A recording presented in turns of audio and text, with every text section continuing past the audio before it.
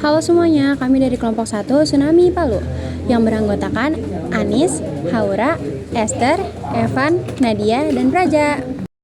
Tsunami adalah gelombang laut yang besar dan berbahaya yang dapat disebabkan oleh beberapa faktor, diantaranya gempa bumi di dasar laut, letusan gunung berapi di dasar laut, tanah longsor di dasar laut, jatuhnya meteor. Gempa bumi di dasar laut merupakan penyebab utama terjadinya tsunami.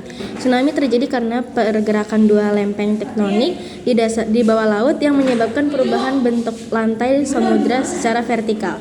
Perubahan bentuk ini memindahkan air yang ada di atasnya sehingga menimbulkan gelombang laut yang sangat besar.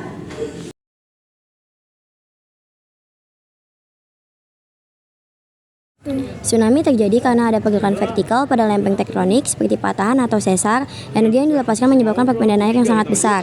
Tsunami Palu adalah salah satu terjadinya tsunami di Indonesia. Gempa bumi dengan magnitudo 7,7 SR yang mengguncang Palu memberikan kejutan teramat hebat bukan hanya bagi bangsa dan negara Indonesia, tetapi seluruh dunia.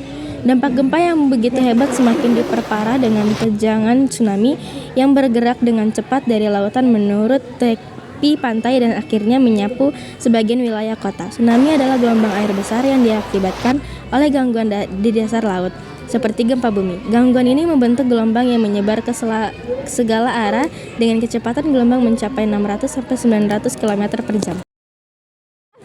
Menurut BNP, tsunami ini disebabkan adanya kelongsoran sedimen dalam laut yang mencapai 200-300 meter.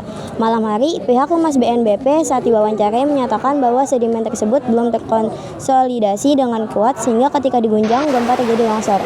Selain itu, karena sifatnya yang berupa gempa dangkal, dampak getaran gempa sangat terasa di permukaan, bahkan sampai menimbulkan tsunami. Gempa tersebut memicu gelombang laut setinggi 5 meter di kota Palu. Kekuatan gempa di bulan September 2018 tersebut mencapai 7,7 SR. Akibat gempa tersebut, setidaknya sebanyak 2.045 orang meninggal dunia, 632 orang luka-luka, 5.000 orang hilang, 16.732 penduduk mengungsi, dan 66.390 rumah hancur. Pusat gempa berada di darat, yaitu sekitar Kecamatan Serenja, Kabupaten Donggala. Tsunami ini terjadi pukul 5 sore waktu setempat.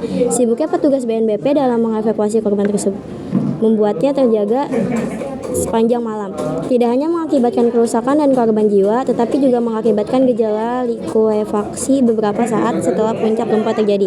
Likuifaksi atau pencairan tanah ini memakan banyak korban jiwa dan material. Dua tempat yang paling parah mengalami bencana ini adalah Kelurahan Petobo dan Perumnas Balarua di Kota Palu. Suasana pagi hari pada tanggal 29 September sangat mencekam. Berbagai bangunan berupa rumah dan fasilitas umum di Kota Palu dan Kabupaten Donggala pun rusak berat.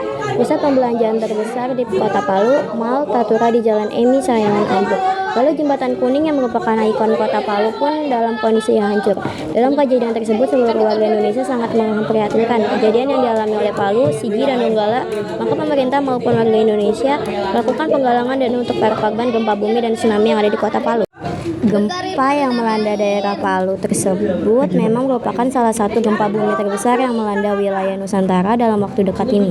Setelah gempa yang melanda bumi Lombok, Nusa Tenggara Barat, kejadian ini mengajarkan kepada kita betapa pentingnya mitigasi bencana, terutama untuk menghindari jatuhnya korban dalam jumlah yang lebih banyak.